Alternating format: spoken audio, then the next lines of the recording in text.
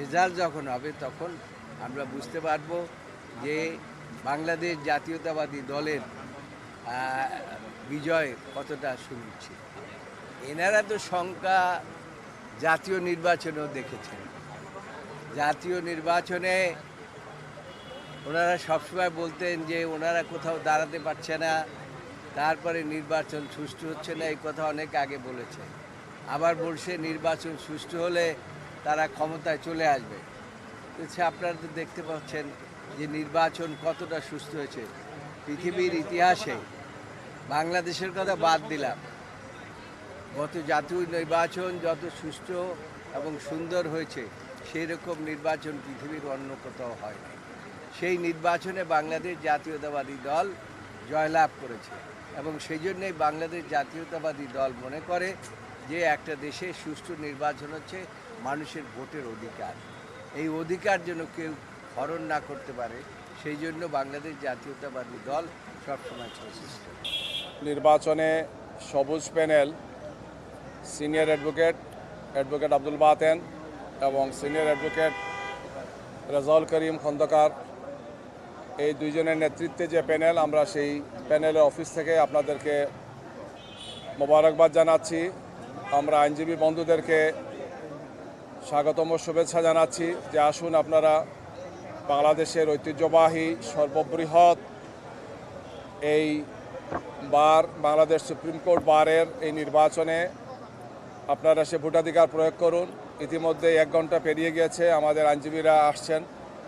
আমরা দেখতে পাচ্ছি যে কোর্ট চললেও আমাদের বিপুল সংখ্যক আইনজীবীরা এসে উপস্থিত হয়েছেন। ভোটাধিকার প্রয়োগের জন্য সবাই সারিবদ্ধভাবে তাদের ভোটাধিকার প্রয়োগ করছেন।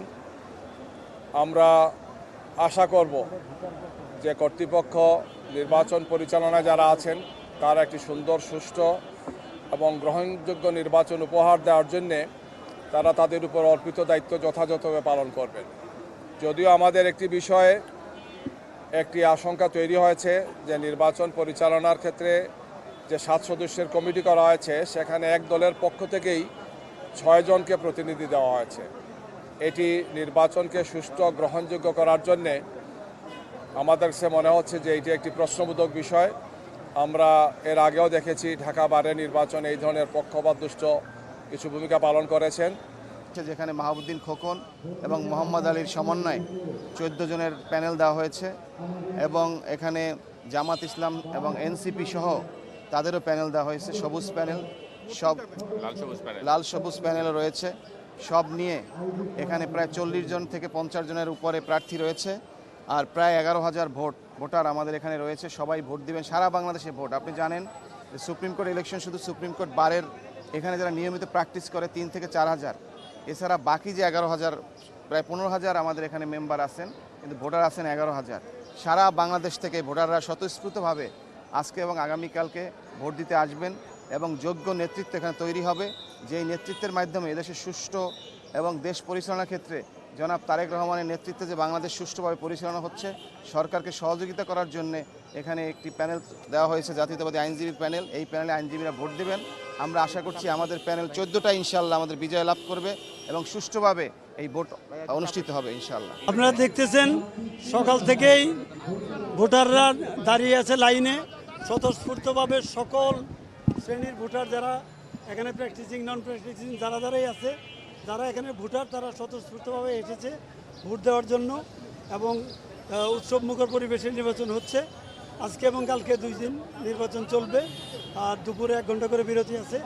আমরা আশা করি ইনশাল্লাহ আমাদের যে নীল প্যানেল সকল প্রার্থী ইনশাল্লাহ বিজয় লাভ করবে, ফুল প্যানেল বিজয় লাভ করবে, এই প্রত্যাশা করতেছি ইনশাল্লাহ। সব দিক দিয়ে আমরা সচেতন আছি, আইন শৃঙ্খলা রক্ষাকারী বাহিনী সহ এবং লয়াররা সবাই সচেতন এবং তাদের নিজের ভোট নিজে দেওয়ার অভ্যাস শুরু হয়ে গেছে গত 12ই ফেব্রুয়ারি থেকে। কাজে সেই 12ই ফেব্রুয়ারির যে জাতীয় নির্বাচন বহুদিন পরে মানুষ ভোট দিতে পেরেছে। এখন সকল নির্বাচন আগামীতে বা বর্তমানে যা হচ্ছে সবগুলোতেই সবাই স্বাধীনভাবে ভোট দিতে পারবে। অবশ্যই অংশগ্রহণমূলক হচ্ছে, কারণ সবসময় দেখবেন যে 14,000 15,000 ভোটারের মধ্যে সবসময় 60% বা 70% ভোট কাস্ট হয়। কাজেই 1 জন 2 জন 10 জন 20 জন ভোট দেওয়া না দেওয়ায় নির্বাচন অবশ্যই প্রশ্নবিদ্ধ হওয়ার কোনো কারণ নেই। বর্তমানে 3টে প্যানেলে নির্বাচন চলতেছে। 3 প্যানেলের সব প্রার্থীরা, এজেন্টরা, ভোটাররা নিজ নিজ ভোট দেওয়ার জন্য সারিবদ্ধভাবে লাইনে দাঁড়িয়েছে, আপনারা দেখেছেন।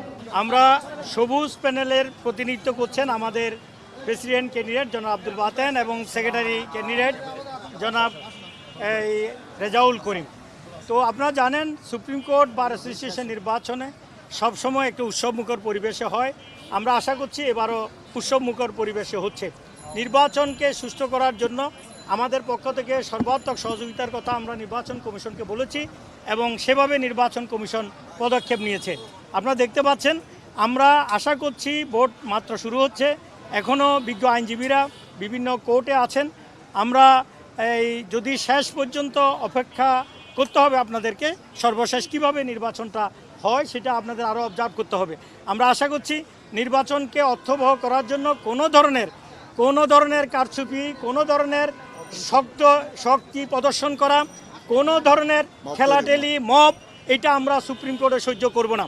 আমরা বলছি যে আইনজীবীরা স্বাধীনভাবে তাদের ভোটাধিকার প্রয়োগ করবে।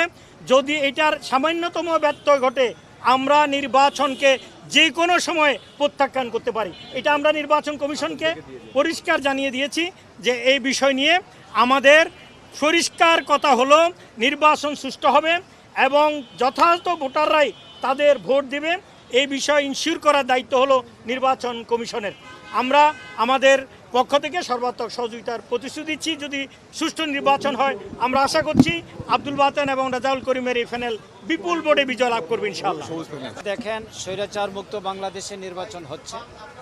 বাংলাদেশের সর্বোচ্চ আদালত সুপ্রিম কোর্ট, এখানে প্রধানত দুটো প্যানেল, আপনার একটা সবুজ প্যানেল আর একটি হচ্ছে সরকার সমর্থিত প্যানেল।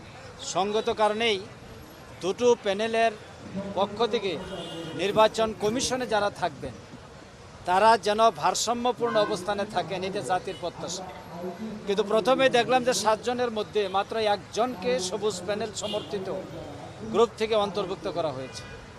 6 জন যদি নির্বাচন কমিশনে যান, তাহলে নির্বাচন কমিশন গঠনের প্রক্রিয়াটাই তো প্রশ্নবিদ্ধ রয়ে গেল। প্রশ্নবিদ্ধ অবস্থায় যে নির্বাচনের যাত্রা শুরু হয়েছে, সেই নির্বাচন কতটুকু গ্রহণযোগ্য, নিরপেক্ষ হবে, এই ব্যাপারে যথেষ্ট প্রশ্ন আমাদের আছে।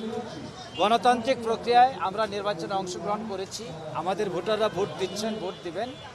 আমরা আশা করব যে নিরপেক্ষতা বজায় রেখেই তারা তাদের কার্যক্রম এবং দায়িত্ব পালন করে যাবেন। কিন্তু আমরা এখন আস্থা আনতে পারছি না। এই জন্য যে নির্বাচন কমিশন গঠনটাই যদি নিরপেক্ষভাবে হতো, তাহলে এই ক্ষেত্রে আমাদের কোনো প্রশ্ন থাকতো, কিন্তু এই ক্ষেত্রে আমাদের প্রশ্ন রয়ে গেছে। ধন্যবাদ।